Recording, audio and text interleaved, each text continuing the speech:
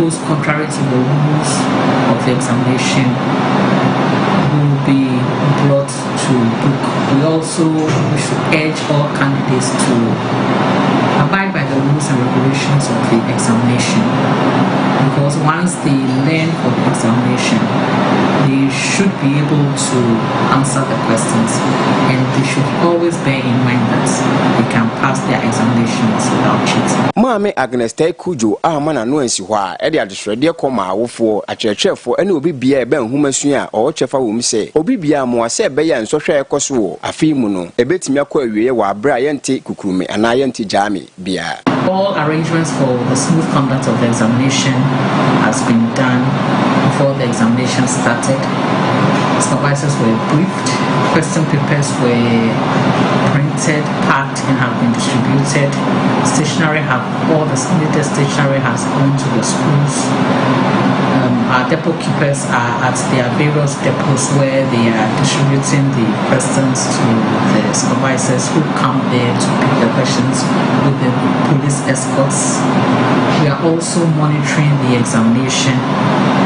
and we are asking or appealing to all stakeholders to support us to ensure that the examination is conducted successfully.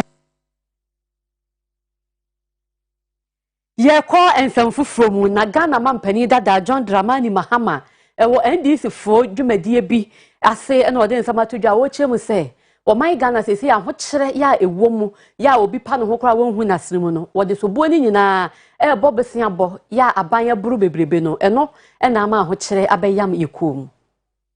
Se ebeye na mpuntu beba omemu enam so ama emfie na bia oman Ghana de hye kwa abato so eno mu na abato etwam no MPP amanyeko ni dinkonim opani asa abre na okura franka ama NDC amanyeko ni ye Ghana mampani dada John Dramani Mahama ene opani aba monten aba bekyerem se ahokyere a aba Ghana de hye so aye pa ye ho aye hu ase ni nyina eye bosia hodo na brano na ena aban koso ano obo na ni nyina mu no bosia hodo obo no kura no bibia hu bibia ode ye obrana Ghana mampani dada kasa wo NDC professional forums bia course wo na wo twem se obepiem wo man mu a e kame se eto ahodo agigi wo man mu no ye begigi awe ni nyina na oman Ghana e de saa sika ni nyina e kwa akotuaka o wie ni nkasa ye mu na ode to so se e ko ba se ye to aban na aban ni pese ye di obetimi bia na wo di nkunima no nti ode babetu wura se Ghana de hye nyina emu nsu enso kane a wa bra obi bia ntu ahwe na nsu ni nyina mu no ye koto abawie ya de aban asa etwa ne ho a all dan Ghana ade hye eka. When COVID hit, it didn't take 2 weeks for the Ghanaian economy to go on its knees. But for the IMF intervention, I mean, this economy would have collapsed completely. And so much about the resilience of the economy. Our debt has ballooned to unsustainable levels, topping 80% of GDP, and exposing us to very high risk of debt default. Almost all of our tax revenues is used to service our debt and interest rate, and the effect has been the introduction of several new taxes. Indeed, I think I heard said say that if you take total revenue, not total tax revenue, total revenue, it covers just compensation, that is wages and salaries and compensation and interest payments. And so everything else, goods and services, capital expenditure, we have to borrow to be able to do. That's the reality of the economy today. And that is why we are on a borrowing spree. And it's a spiral that cannot be sustained. You cannot borrow more than, continue borrowing more than you earn. And so we'll see how that ends up. But this is the reality we're facing today. Almost all our tax revenues is used to service our debts, and the effect has been the introduction of several new taxes. You all know the COVID tax. During the elections, we enjoyed sweet, free water, free power, and at the time, several people warned us that somebody will have to pay for it anyway. Immediately after the elections, when the COVID taxes were brought and we complained, you know, we were told that, well, it was not free to the generators, and so somebody has to pay those who generate the power, and that's why we are being subjected to these new taxes. So this has led to rampant increments in the prices of goods and services, And this is primarily responsible for the hardship that Ghanaians are going through today. Ne krakra mu na Ghana mampani dada John Dramani Mahama to say o de aban ene aban abetwa mefiri o mampani odi kan to nsenye ne a aban pa na aba wonya sika dodo pa na nsu ni nyina mu no enema mu ayeden ama Ghana adehye pa. This government has been the luckiest government under the Fourth Republic. They benefited from 60% of all the oil revenues accruing to Ghana since we began producing oil. Since we began producing oil, if you take all the oil revenues we have earned, 100%, this government alone in 5 years, 4.5 years, has gotten 60% of all those oil revenues. They have had more than twice the total tax revenue available to us. If you take taxes as a whole, they have had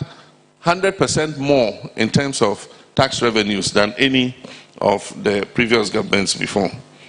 And they've enjoyed unprecedented support from our development partners, that's the IMF, the World Bank, and all the other partners. Within a space of 12 months, this government has received up to 11 billion Ghana cedis from the IMF alone, and have received over $200 million from the World Bank and other donors. They've had access to over 200 million from the stabilization fund that we set up. And they got the central bank to finance them to a tune of 10 billion Ghana cedis. And the comparative with the central bank financing is that in 2016, the budget of Ghana was run the whole of 2016 without one single cedi from the central bank. In 2016, we did zero central bank funding. This government has received 10 billion cedis from the central bank. They've also increased our debt by almost twice the total amount of all previous governments put together. And all of this notwithstanding, they have the least to show in terms of tangible gains or capital investments. It's all gone into consumption. Abusafo na say video bi ni nam ya efa afare military hospital ho ya wa asante mantem ye mu na video no ne aka nyina ne say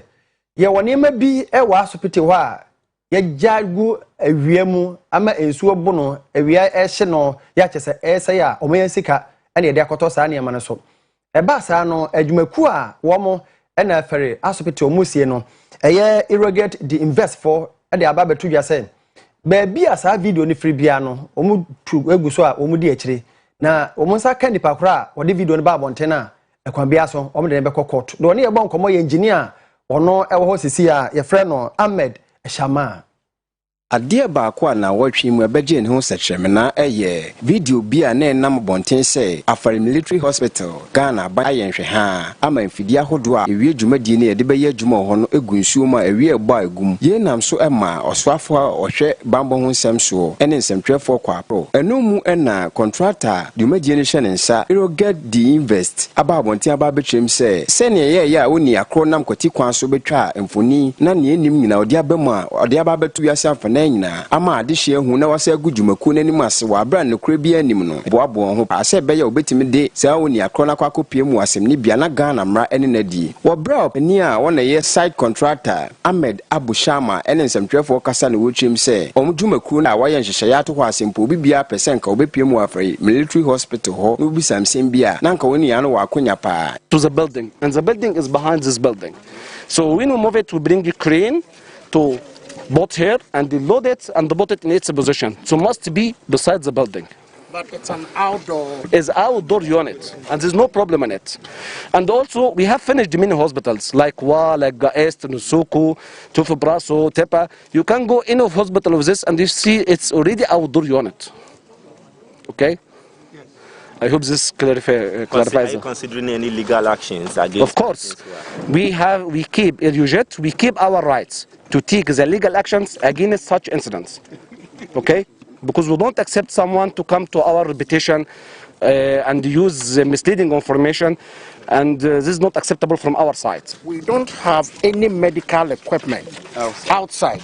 except those which are supposed to be outdoor units. Okay.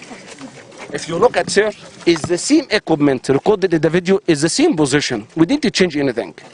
Nothing of medical equipment outside. Nothing. Even you open the boxes, you found the name of the equipment outside it. This is supplier, Sodica. This is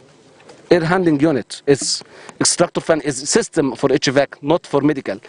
Okay? None of medical equipment is here.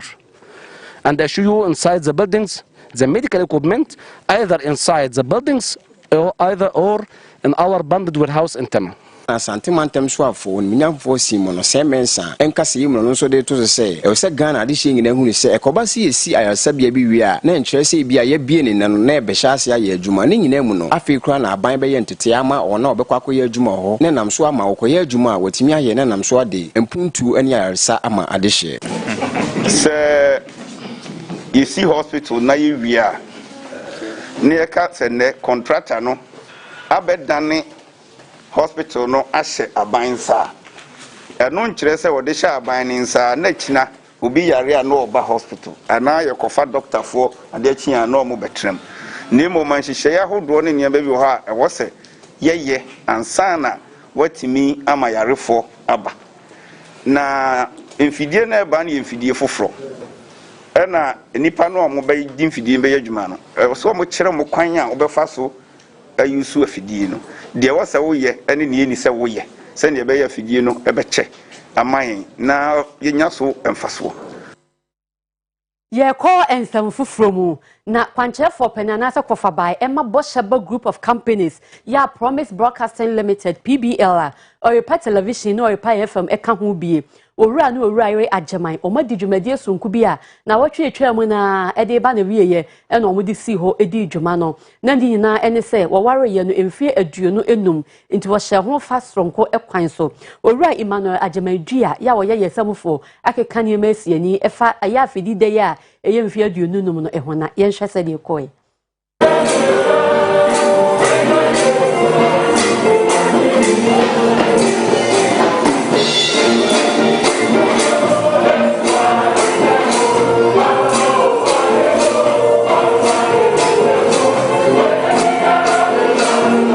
Mfie aduonunum ewa aware kronkron so nam so ma woye asore sonko kwan so kora edema awafoi enam so wode asda kese pa ema woso nyankopon won pempen so a wode won abedru ewo aware mu owura na owura yere ageman eni adofo ema ne abusua adwumafo ekopie mu ewo Golden Tulip Hotel o Kumase Wasante ema ntem mu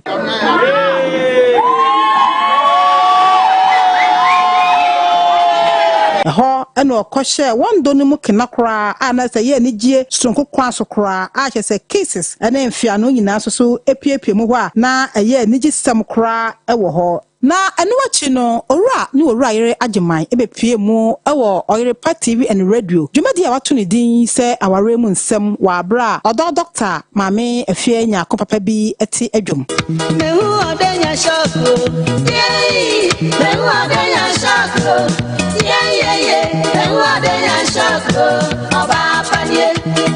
Watchra kwana wafa so a wohia won ho na osonyankopon adom wotimi ka ho bo mu ese awarefo ensem weisei ehye nkofo bebre enkunan wo mu a epe kuna ware anase epayire dodo a afa na wahya won aware akwantuase ene wo mu a empo waware duru mfimfini na aware no anyinya na ye style bi no ni nyina hye amanfo dodo na wo hwe TV ni radio ni nyina bi nso so enkunan de wo pese wo ye no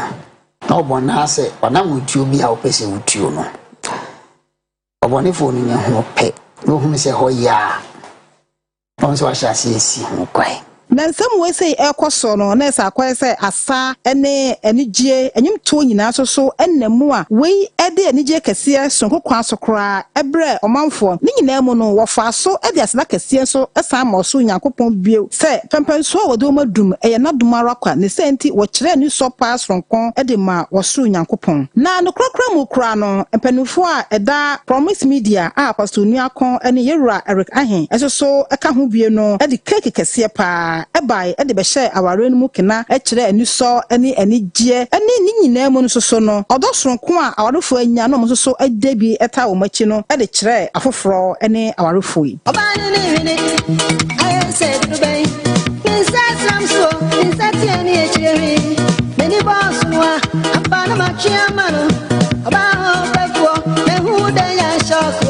I'm a debate, and who they are shocked. About you.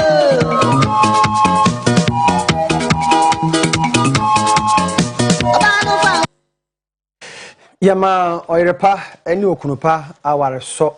fiche duonu enum 25 years o ma ye bi ene ye official one no on official de nyankan ye behwe na yetime asua bi say adwuma wa no official no so hu no 1 year pepepe no mo ware eno kra no ase abusua ne namfo bi na twintwan mu a enso 1 year eno mo ware official na 25 years no ntibu hu a obeka safe no hu no foforo no say emu bebre ho a ye de besua ne ma bebre ebi wo adwuma mu ha omo de afekra man so akate ha se esiso na sa afi de waka bi boso mi ensa boso mi na wotwe akate esiso yema owura no owura iretire nkwa abusa for ye to akase bodo so ye de moko bono mantem no mu na ni nyina ne say assembly members adadafo a omdwumade omde aba awieye no ya na aba osika bi a otuade ma omo so omo s gracia no mo kire se bisi ne omo sanya nkan te sa aban amfa omo esgasha na ama omo de a ye twen se aban bebodin bosom ye mu no edini ba omo nkon mo pia ene no ase abodin no na edini ne na mo sa omo ne bono regional minister Maame Justina osu banahene na de ensemo ekotodwa on monyan for Prince Ata Edward ono na your penny power da assembly members for ku a ewo bono mantem no ano wono no friend central fo nhia mu ewo brekum na wo kye say wahwa ahu se oha bebre ha wo mo pa wade hwehwe mu bebre wo hu se mo kyeche motom ade ama assembly members ewo mantem makom edunsia ewo oman Ghana mu nenso de kan se enye papa wo se enye kura so toto akane motorbikes a na mpanifo de ma assembly members ekona we de enya kura eno na wo kye se won ka champion se omo besia enkoto V8 anase wo mo sika enfo enkoto ka bi ane board ana se anase wo mo hwe do mo hwehwa ne se motorbike no de ba ma wo mu na do de bo mu so no enye papa ebetimi aboa wo mu odade sade kese etu local government minister ni mu a wo kye se abedi bre nyina won ka unit committee members a mo so ka mo san so mo so ye adwuma de aboa wo mani ni mpuntuo pa ne senti e wo so se wo hwe omanfo wo hwe machebedwafo na se wo hwe assembly members na se wo hwe enipa hodo wo man Ghana mu a youth committee members so ehu hia ense bebre ka we se ho e no pani e de tudwa de dikan se esan dwumadene assembly members ye ewo decentralization mu no ye besre aban se enka omwaye na bosomi bia untimpe allowance kakra enfamaye esan se ye dwumadi a ye no ya emusika sem de maye de tosom yensa eye motorbike ya aban sha ase 2009 se odebema assembly members etwaso abepim sabre na de tie ne se omo kwa akoto motorbike na ye mo assembly members bia mane yenimi hihye ya omofaso a omokoto motorbike no de toso na ye sre aban se ye s gracia mfie nanya ye beye adwuma se assembly members na ye wie no sika kakra ye de be man se ye mfa na bra ya bre ye mfa nkowe ye hu ye no eno so aye boachi bidini eno ebetuna ba se mfie mienu na ye ntua sa s gracia no emfa ma district binum ne santi ye gina sa kwanya we so esre ye honorable regional minister honorable Justina Owusu Banahene se ya nya ntie se assemblies no bi wo ha bepem sa abre omadwuma ba wie no ye nya ntua ye nua mpanyefo a omokọ ye no ka nti ye sre ma amene se onhwe na ontoto sa ne ma no emfa mae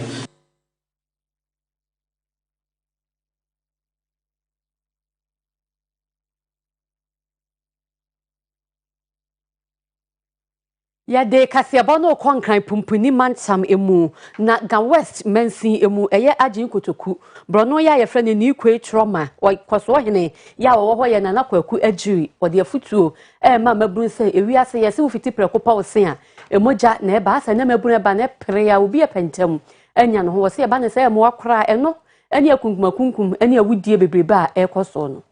so Emma mebunu no ese ekoba se obi a ekum obi sa wode kwaji sika hwan kura ga betena se na wadi sika no enu nti wode afutuo ma mebunu ne se ehu hia sa obekum nipa sa wode kope sika na entempe kura bebrebe efe sika nya ho no eyemusuo ya emmoa ema nipa asetena mu nso kura entumi entumpon na asam ya wo kade ato ne se emabunu hwa se wode won sabe ye adwumaden na nyame hyira so a wodi a eno no ena mfaso ewo so wo sa gina so ya wode to mpanimfo anim ese omo hwe so mbe ma akwanya bebrebe ababia bi enwuma ama mabru no anya bi aye na yese ensa anya adwuma no bon sama bo ne pa nti sa akwanya wo ho na babru ni benya adwuma ya mpanimfo mi bi mu ho ema wonya adwuma na ne ye bone ne ma ensa mfata wo moye no yentimi ni na kwa ewo ye meyi mse ye hwe tetemre mu na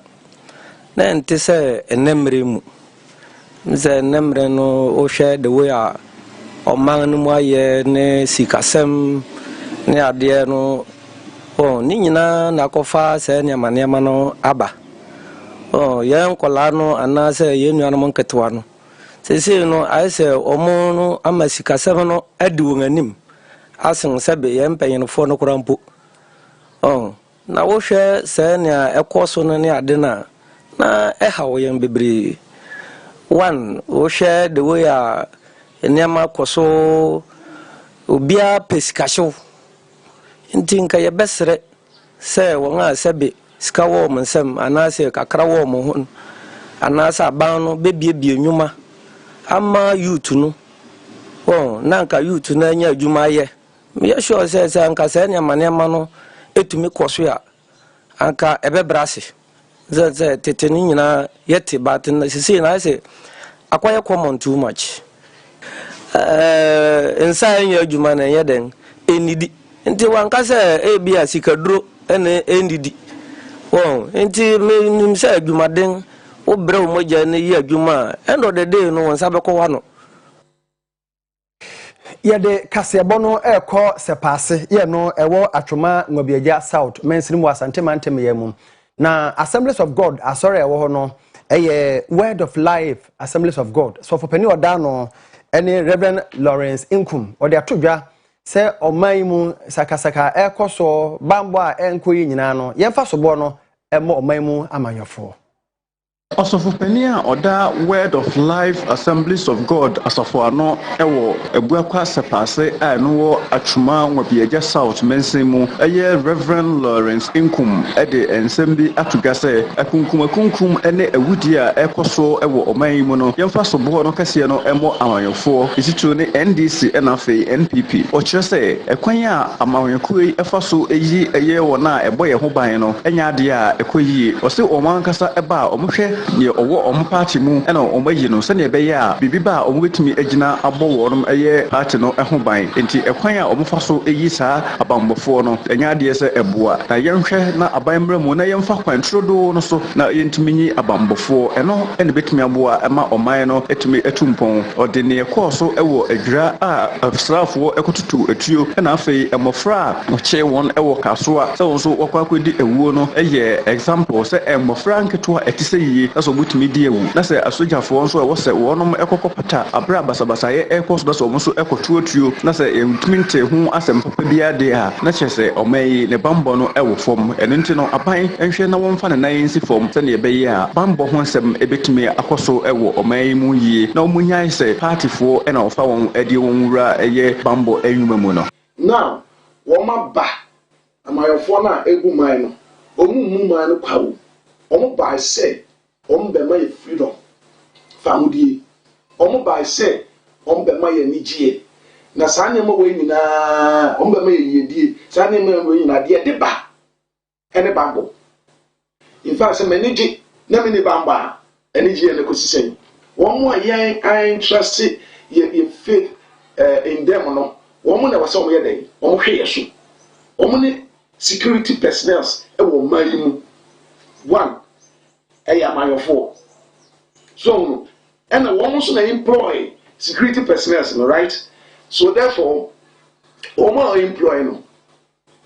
the Americans omo fa kwampaso and no employ omo adentia ma mekasa emre bi atwam no ne ehun se nipa ekosalai e di peduma ye fa omo so soja for ni police for sometimes cry height and omo dey for sometimes e stature and omo dey for but ne and this have you almost be protocol and the first of their protocol meaning say protocol they are home there be a protocol or home even in church protocol or home but in your so nyasa kwan no say a protocol say e was say yen ye fight ye party for ye don be soldier for ye party for no me police for enu nti e ade bia how man pa agege o man nti say ka betuni ayi a enka mesra o man no mpanifo say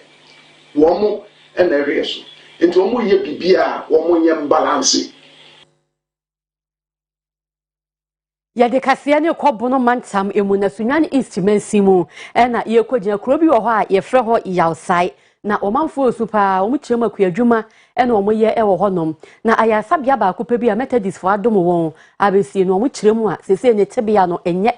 abekro nso ekwan a ewo kuro ni mu nyina nso so enye nti omu srɛ mpanimfo so wonko wo mo anya saade a na asamopa na ato Nanoma hemfo ene anesefo a ewo ho ekirem a so ba ya san aro isabia yi a e methodist fo adia a wo senka aban eso masna etimiboa wo mu san se wo mu hye Christian Health Association of Ghana ase a wo senka aban timbe so wo mu nenso enya de se wo mu efi wo kirem a ya isabia we sei nipa hodo efi nkronkro to ahodo so e wo bono mantem ne ahafo mantem mu ti se ebi ti se antwukrom benue nkwanta kredua ani dodo na ene ba honom nanso how kese pa na wo mu fm owura comfort any yeloni wona e midwife e wo honom no so cheche ni nsemu bebre e de kire Oyerepa TV omuntumi nyehwe enti yesre kwan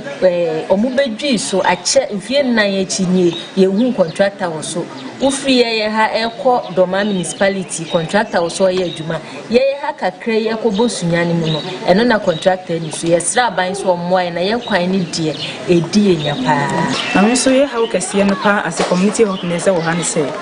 ntutobra ne ba sei na ye kwan ni nye nti ye outreach points ni bi wo ha ka entimi nkonti ama enam santino ye yi outreach points ni bebree afrim na home visit so ye de moto ne ekọ ise kwan yi so nye nsuo to a entimi fa moto nkọ bi wo ha kwa na akwahwe ase ne wasen atena moto na so ne ye san de waba nti ne ye ha kese pa ye face wo kurumu ase ana kwan no so eso ayem isa akronfo aba ha pa nti yeso ye mankwa community unders ye mankwa ne wa sei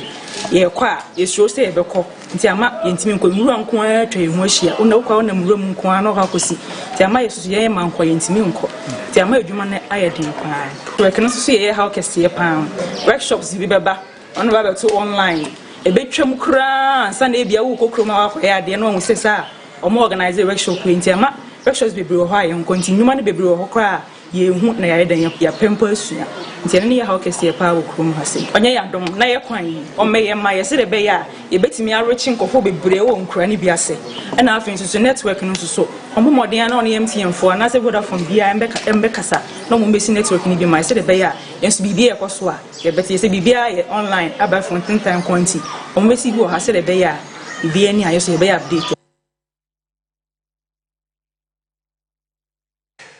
Abusafo na nsen na asante mantemi mu soafo atena ye regional coordinator